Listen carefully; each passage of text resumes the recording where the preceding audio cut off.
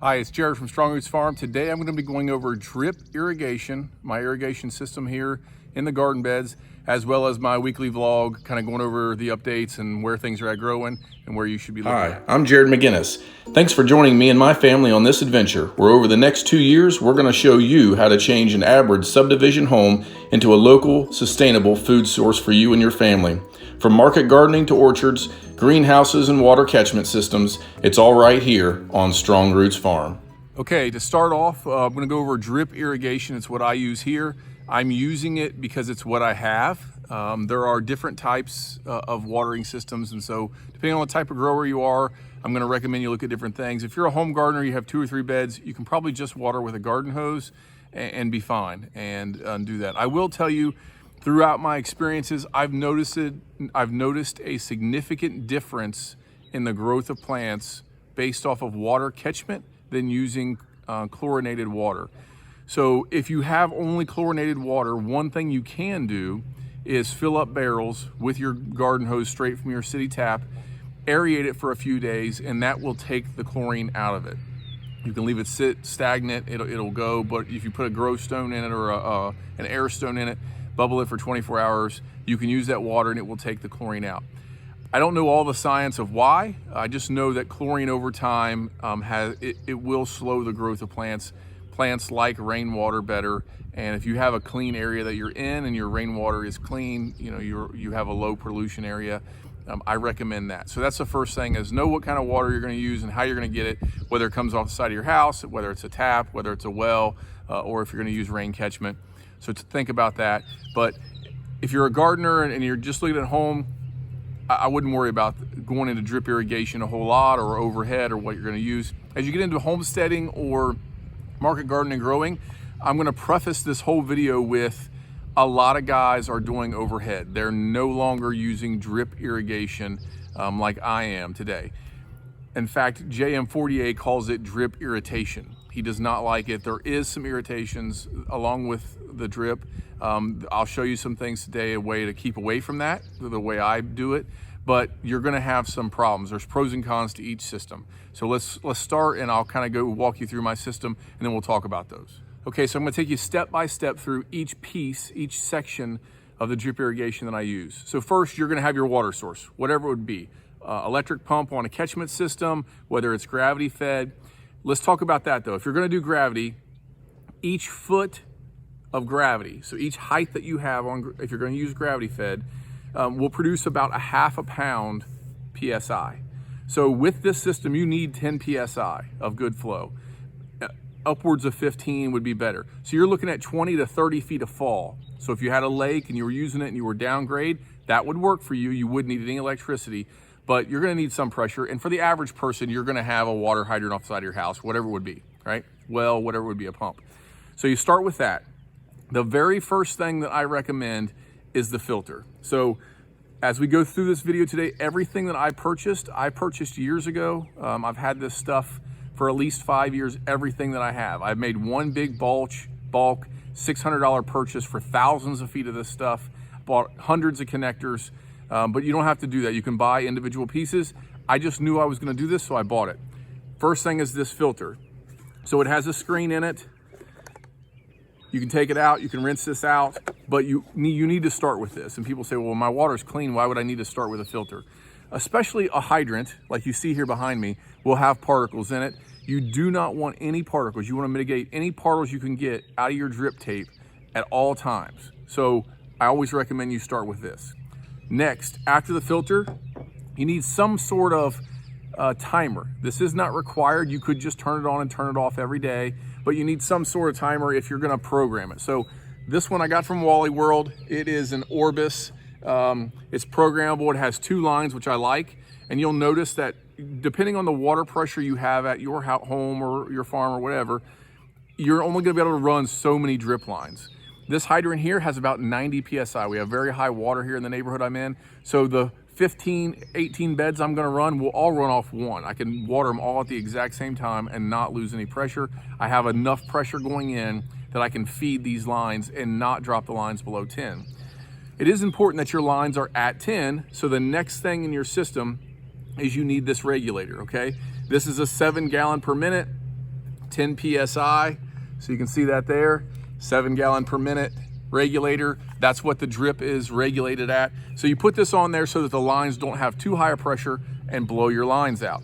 So from your water filter, whatever programmer you're going to use, I also have one that just twists like a timer, like a kitchen timer, and then your regulator into your main line. That's a start. I thought I'd bring you down here to mine just to show you real quick. I've got a twist timer here. These things are nice, but you have to walk out. I haven't hooked the programmer in yet because I'm still kind of watching what I'm doing out here and seeing how the water's going to flow. But you can see filter, regulator, main line. Right off my hydrant. I do recommend a Y. You want to be able to use your hydrant. So I buy a nice high-end copper Y here, and I can still use my garden hose, and wife can wash her car or whatever. So that's there. This will only work obviously when the hydrant's on. If you leave this hydrant on all the time, it could get stuck. So you're going to want to shut this off. And the other negative about this system is that when it has water in it, these hydrants will not back drain. So you'll have to loosen this up and let air get in it to let your hydrant back drain. You do not have to do that on your house though. From your main line, there's multiple ways you can do this. You can come off your main line and go one big strip down the whole front of your garden, make one main line, and then take every bed off of that. That is fine. There are multiple different fittings, and I'll go through that here in a second. What I do though is I go complete square. So I go all the way down the front, go to the end down here, make a 90, go up this way, make a 90, come all the way back to this corner, make a 90, come all the way back. So I've got a complete main line square all the way around all of my beds. And I'll talk about that here in a second about what the purpose of that is. From this main line, I then make hubs, and those hubs stay. So in that main line, I have a hub point, an entry point of water at every bed. That square will stay there all the time. Those hubs stay there all the time. And then depending on how many rows of drip line I have in each bed, I hook that system into that hub, which I'll show you. But that'll allow me to take a 4, like this onion, a 3 drip line tape hub, detach it, put in a 1 line, let's say zucchini, and take that 3 and move it to another bed over here and just hook it back into a different hub. But I don't ever have to like take up the drip tape and take it apart and re-switch it. I just leave those systems. So I have 3s, 4s, 2s, and 1s, and I set them on these hubs, and I can just move the hubs from bed to bed depending on what I need. But that's the reason I do it. As I'm talking about these hubs, this is what I'm talking about. Here is my main line. I tee into my hub. My hub goes into a valve. I can then turn it on and off depending whether the bed itself needs water or maybe I don't have anything planted in it. Maybe I'm just stale seed bedding at the time. So each individual bed can be turned on or shut off based on my needs because of this hub system. So got my hub, and then it comes off. Like this one over here is just empty. But what I've done is I've now made a 3-bed drip tape system with a T, and it plugs right into my hub. I also do this same exact thing at the other end. So why? And this is the big important part. You have some options. So you can take these plugs that snap right into the hose and run your drip tape off of them, right off your main line. I hate doing this because these things tend to wear out over time. It's a literal pinhole in the side of your hose, and those plugs go in, so they can leak there. If it's gonna leak, I want it to leak on a hub where I can easily change and fix it, not on my main line that I want down all the time. That's why I use the T's. Second thing is if a drip tape gets clogged, it gets clogged in the center, it's only gonna water to the clog. So I do hubs at both ends so water can come in from both ends. So if you just tapped in with your drip line into the main line and halfway down your drip tape gets clogged, you get a clog in it, it's only gonna water half and that whole drip tape is gonna be shot. Whereas this way, if I get a clog in the center, my water will come in this way and then from the other end come back into that clog, and everything still gets water except for that one emitter that's clogged. So I'm only losing one emitter. The tapes last longer that way. Talking about these clogs, I've never had this happen in the actual drip tape. Where I do get clogs, or where I have got a clog in the past, is on those hubs. So, or in the connectors sometimes. Like especially if you put them up in your barn in the winter, I've had a mud dauber get in there and build a nest, and so I have to take and blow those out. So every year I'm checking those and blowing those out. Before I hook a hub in, I'm turning the water on, running water through it, so if there's any debris in there, it doesn't get in my drip tapes. All those things to prevent the drip tape from getting clogged. I have cut drip tape before on accident with a shovel where I'm hoeing and I'll put a pinhole in it, and you can cut the drip tape and put a connector in the center and make it last longer. But it's also easier if I have this 3 or 4 line drip tape hub and I cut one of them, I can fix and just replace that one line and not have to redo the whole bed, not have to do those things. So it leaves me with a lot of options. This is definitely the over-engineering of my brain. All of these different fail-safes. When there's clogs, the water comes in the other way. The water flows and has a more even pressure when there's water all the way around. There's more cleanouts. There's shut off and on and off valves at every bed, so you can make better decisions. All those things. You can move the beds so it's faster. So I set it up. I got all my beds the same length, which is uniformity that we've talked about in the past. And those drip tape systems are already there, and I just move them. I don't ever take them apart or put them back together or all that unless I'm doing a repair from the first point. It does take more time to set it up this way, but this is why I do it this way. So I'm about showing the pros and cons to you. Pros are that I really like about drip tape is it can go under the fabric. So it uses less water. It puts water where you need it more accurately than overhead does. And it's underneath, so I don't get splash up on roots. So I get less funguses, less of those things. I get less dirt on my salad greens, so I do less washing. That's the pro for me of drip tape, drip irrigation. The con is that you have these issues. You have to move them, you have to find a way to store them. They don't store as easy as overhead. Overhead is one line with a sprinkler system. It doesn't store as easy, but it's more accurate. I can turn one individual bed off. I can have one bed in the middle of my garden stay dry, and I not need to water it and not use that water, whereas overhead's gonna spray wherever. So there's pros and cons to each one. The pro to overhead though is good, even coverage all the time. There's less connectors, there's less storage, there's less thinking about what moving. You don't have to change out lines depending on what you're growing. You just rip up a crop, plant in a crop, and the water stays the same. You never touch it the whole season. So if you're gonna be a big market gardener, I will tell you most of these big market gardeners are going to overhead sprinklers. So just prefacing what I'm doing here with what you're gonna do, overhead may be the way for you to go. A home gardener, I do not agree on overhead for a home gardener, unless you have a garden that's big enough for a sprinkler to cover it. And so let's talk about how that works. The important part of overhead sprinkling is double coverage. So let's talk 25 feet. Most of these sprayers spray 25 feet. So you have a 25-foot increment. This sprayer here, the water should come across, and as it's spraying out, should hit the one next to it. They should overlap. So this one will hit this post number 2, essentially, and post number 2, water will come back and hit post number 1 and hit all the way to post number 3. So if you have a garden that's smaller than 25 feet, you're gonna be spraying water out where you don't need it, or you're gonna be double covering, or you're gonna try to use one water hose and not have double overlap, and there'll be parts of your garden that get more water than others. So that's why I like drip irrigation for smaller guys, for home gardeners, and it can stay under fabric. That's a main reason I love it for my perennials like strawberries and asparagus. I can put it down, it stays under there all winter long. I just make sure I have a lower point where I'm draining all the water in the winter, and I leave it there. I'll leave it under strawberries for 5 years and not touch it. I will kind of lift it up and look and check, but other than that, it can stay underneath the fabric, and I can grow strawberries in fabric, and the water's there. I just plug in back in the spring when I go to water again. So how much do I water? How often do I water? All those kind of things. It's obviously soil and weather dependent. The best thing to do is to buy a tester. So I have a little probe that goes down the ground and tells me the moisture level in the ground.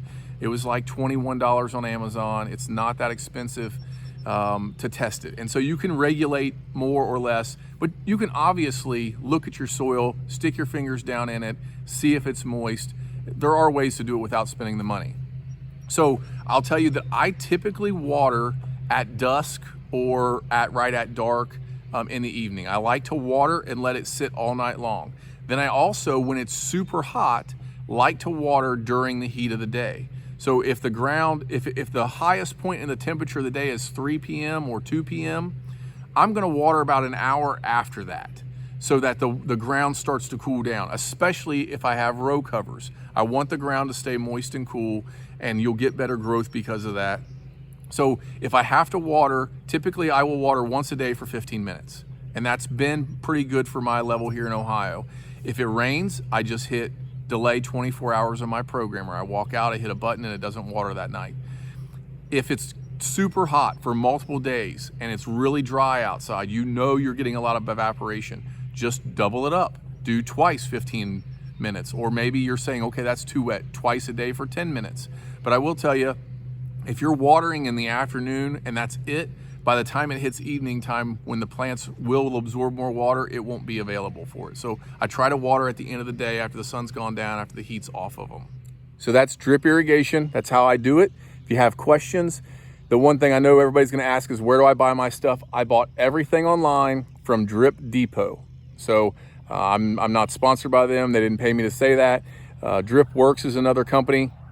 But I went on there and bought all the stuff that I needed all at once and did all that. You'll need I believe it's a 1/2-inch main line. You'll need T's, you'll need 90s, you'll need on and off valves. You'll need the valve that goes onto your garden hose or your hydrant, and you'll need the filter and that regulator. So go through that. They're pretty good about showing kits. And then you also need the drip tape. Drip tape comes in measurements. So you'll see 8, 10, 12, 24. That's how far the emitters are apart. I bought 8-inch, okay? So there it is. There's the drip irrigation that I use. I hope this helps you. Let's do a little farm tour here real quick. So first, got my propagation box here. So I've got peppers going in the propagation box. I got about 1.5 inch growth on them. You can see zucchinis are up. In the zucchinis, I got some herbs back here that are slower than the zucchinis. I've got my first tray of tomatoes. I also have tomatoes inside the barn in there. And then on the far side, I have my cabbages and kales, which should have already been in, but they got fried, and so I'm starting late. Those should be in the ground by now. So if you're doing better than me, yours are in the ground. But they're growing just fine in the trays. So another week or so, and I'll put them in. Out of my beds, I have the first bed, we had the onions. Then I have carrots, which are now sprouted. Then I have a row of sweet peas that are sprouting up, but not hitting my clear plastic yet. I have a row of salad mix, which is now covered with row cover for the evenings. And then I seeded a row of green beans and covered it with plastics. I'll walk down here. I want to show you what I did with these arches. So if you haven't seen how I make these, in the last video, I went over how I made my arches out of EMT. I went ahead and covered them with greenhouse plastic. So this isn't one piece of plastic. I've got this cut in 6-foot sections or 7-foot sections because these arches are 5 foot, so that I can take one row and cover it. I'll also use these same arches for my bug netting. But when it's been cool at night and hot during the day, I'm rolling these up and clipping them, and you can see there's some stakes and strings. So I use the same twine that I used to tie up my tomatoes, and I went from the stake, wrapped it around a couple times around each of the arches, and then at the stake at the end to kind of keep it a little more stable from going back and forth. I did notice it's pretty weak because of the plastic and the wind and the things that we're getting here. It's really nice today. The last couple days have not been nice, so that's what I've got it. You can see I've got 2 that are flat. That is my sweet peas and my green beans. So I seeded them in the ground. I watered them in with a garden hose underneath fabric. So it does have the Sunbelt fabric underneath there as well. The drip is underneath there as well. And then I just cover it with plastic like that. That'll only stay for 5 to 7 days. Once I'll check it every other day or so. Once I see plants starting to hit that clear plastic, I'm gonna take it off. I'm just using that to give me a jump start on my germination in the field. Okay, once it's up, I'm pretty good. My salad mix is up pretty good. So what'll happen is when the green beans come up, I will move those hoops over and move that whole system over there so that the green beans then can grow up about 6 inches. And I don't want them to see a heavy frost. You can buy frost covering. That's not plastic. It's more like bug netting. It's just frost fabric. I don't have any of that. I will have some. I will get them over the carrots. Once the carrots are up pretty good, it will have bug netting. It's a root crop. So your beets, your carrots, your radishes, it's a good idea to have some bug netting over those to protect those. That's where I'm at. Onions are coming on strong. So it looked like I was having issues. I put them in the ground. I started getting brown tips. I did water enough. It wasn't the water. It's just the transplant shock that they had. They're coming back. They're getting hardier. The wind blowing on them is making the stems bigger. I'm really happy with how they're going. But that's where we're at today. So here we are, the 7th or 8th of April. Already have all these crops in. Where am I going next? Because I want to kind of help you as you're doing your garden if you're following along. So you saw the zucchini and the kale. That should go in the ground next week. And then with that, I will reseed more trays and have them out there. So I'm seeding trays inside about a week ahead of time before I want them in the greenhouse. They're gonna stay in there for, which is, not a greenhouse, the little propagation box. They will stay in there 2 to 3 to 4 weeks at the most, and then they'll come out to the garden. They'll be transplanted in. So on my mind right now is tomatoes. May 1st is my tomato deadline. I want tomatoes to be 6 to 8 inches tall May 1st. I could be ahead of that here in Ohio, especially with these little row covers. As long as the tomato doesn't touch the top, I can have tomatoes underneath without having a greenhouse. But I'm seeding tomatoes. They're in the barn now. So next week they will go out to the propagation table. The kale and the zucchini will come out. It will then get covered just like these other rows. We'll move them over. And then I will start seeding my watermelons and cucumbers and cantaloupes and all the other crops that I'm looking in trays. So another week or so, I'm planning on having all that stuff in trays so that it's ready to come out in May. I'll have all that garden. So hopefully in May, you will see trellising up for sweet peas. You'll see green beans up out of the ground. We'll do another succession of green beans. I will wait 2 to 3 weeks to do another row so that we're constantly picking. You'll see another succession of carrots go in, which will be the last. May is my last carrot date for the spring, and then I'll start again in the fall. You're gonna see flowers going in. You're gonna see trellising going up for tomatoes to be prepared to put those in the ground and trellis all of those. So all that is coming up, and I'm planning ahead now. It's starting to roll. I don't wanna be behind. I already feel like I'm behind this year. It's only April, but I know I can be faster than this. I know I can extend this season longer than I have. It's just getting started. I'm going through the same things that the average person goes through. I do have home projects. I'm back building our deck. I do have trim that I need in my garage. I do have my yard that I did. We just did landscaping. So there's all kinds of life events. Even though I'm not doing baseball and not doing other things because of the corona, there's all kinds of things that's gonna take away from the garden. But as I plan, I'm trying to make that work so that we can look forward and how do we store it and how do we provide for our family and how do we not buy it from a grocery store and how do we have the most successful garden. So I'm making these plans now. I've got my calendar out that we've talked about in the past. So that's where we're at today. I hope this helps. Thanks for watching. Please comment if you need anything, if you have questions about what I'm doing, if you have questions about variety, and we'll go over all that. As always, thanks for watching. Tell your mama and them. Subscribe and comment to continue with us on this journey. And don't forget to check out Noah Smith at noahsmithmusic.com.